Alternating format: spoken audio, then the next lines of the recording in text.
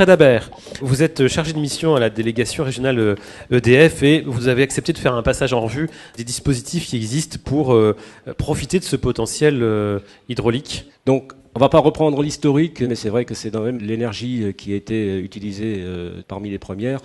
L'eau, ça sert au stockage. Enfin, les aménagements hydrauliques, c'est pas simplement pour produire de l'électricité, mais c'est aussi pour stocker l'énergie. C'est aussi pour la régulation du cru, l'irrigation pour les cultures, la dilution de certains cours d'eau lors de pollution.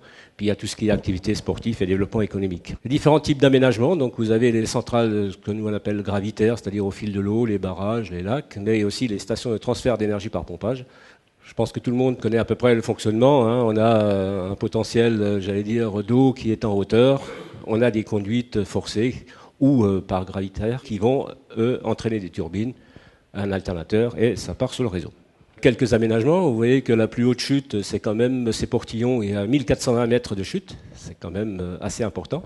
Et puis c'est des barrages de grandes réserves d'eau, par exemple le Serre-Ponçon, 1,2 milliard de mètres cubes, ou Petit Saut en Guyane avec 3,5 milliards de mètres cubes d'eau. En France, on a recensé quelques 1500 petites centrales hydroélectriques. Production hydraulique, pour vous donner quelques chiffres quand même, donc 560 millions de mégawattheures, donc térawattheures. 70 millions sont produits par l'hydraulique. Donc on voit bien que l'hydraulique, c'est quand même la principale énergie renouvelable utilisée en France, avec 25 000 mégawatts d'installés, 20 000 pour EDF. On a pendant des années entendu dire, voilà, on est au maximum de ce qu'on peut produire en France. Est-ce que la donne a changé depuis peu de temps, dans le sens où il y a peut-être de nouvelles techniques, de nouveaux dispositifs? Est-ce qu'on se repenche à nouveau sur la production d'électricité grâce à l'eau? Est-ce qu'on fait davantage? Les chiffres que j'ai pu voir dans la littérature, c'est que si on prenait tout le potentiel, hydraulique, théorique, calculé, on pourrait arriver sur une année à quelques 20, 21, 22 térawattheures de disponibles. Mais théorique. Par contre, si on prend en compte la partie environnementale, la partie contrainte, on en serait plutôt en aménagement viable, de l'ordre de 8-9. Je vous propose qu'on se penche pendant quelques minutes sur un dispositif original. On a appris à connaître dans notre paysage les éoliennes qui sont quand même multipliées en France, même si la France n'est pas très équipée par rapport à d'autres pays européens. De même que les éoliennes se sont déployées, on a des prémices concernant les hydroliennes. Et on a notamment une équipe qui s'est intéressée à la question de près. C'est l'équipe de l'entreprise HydroQuest. C'est une start-up, mais qui vise l'international et qui va nous expliquer quels sont les avantages techniques de ce dispositif et qui va nous parler aussi des nouvelles productions d'énergie sur des chutes de faible hauteur, c'est-à-dire les chutes d'eau de moins de 5 mètres, qui n'est pas son activité, mais évidemment ce technicien Thomas Jacquier que nous allons entendre fait un travail de veille, de surveillance de la technologie.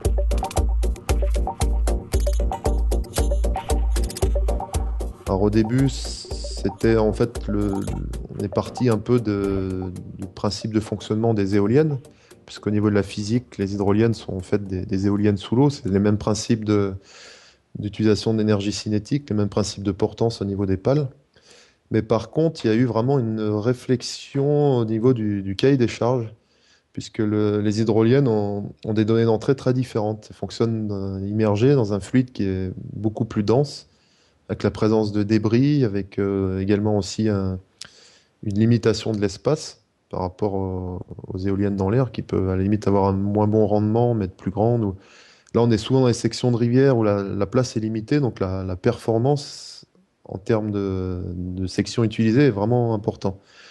Et ça a conduit à plutôt mettre en avant des systèmes à axe vertical, d'empiler des turbines les unes sur les autres, pour la robustesse, mais également pour la modularité, donc, puisqu'on peut faire des machines de 1 à 3 étages en fonction de la profondeur, et également de mettre ce qu'on appelle des carénages hydrodynamiques sur les côtés pour accélérer le flux d'eau au niveau de la turbine. Donc on arrive à un système qui est très innovant. Il y a 9 brevets en tout qui présentent la mention, et en fait qui est dû essentiellement à la remise en cause du cahier des charges par rapport aux éoliennes. Au niveau des nouveautés sur l'hydroélectricité, on remarque un phénomène depuis quelques années, c'est qu'on s'intéresse de plus en plus aux basses chutes. Les basses chutes sont plus difficiles du point de vue technico-économique, puisque c'est souvent des machines plus grosses qui produisent moins. Et c'est vrai qu'avant, dans l'hydroélectricité, on avait tendance à s'intéresser qu'aux endroits où il y avait suffisamment de chutes pour avoir une installation standard et facilement amortissable. Mais bon, il y a un tel besoin d'énergie renouvelable que maintenant, on cherche vraiment à tirer profit au maximum de ce type d'énergie. Et il y a de plus en plus de systèmes assez innovants qui justement, sont faits pour s'adapter à des chutes modestes, donc typiquement inférieures à 5 mètres, quoi. Donc c'est là vraiment où on voit le plus d'innovation. Sur le reste, les systèmes qui sont mis en œuvre depuis 50 ans restent assez semblables, quoi.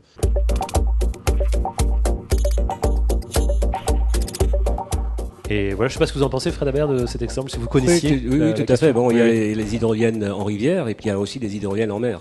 Nous, par exemple, à l'heure actuelle, on teste une hydrolienne en mer près de Paimpol, Bréa. Bon, c'est des machines c'est des plateformes que l'on dépose au fond de la mer, en fait, hein. Ça fait quand même 1000 tonnes.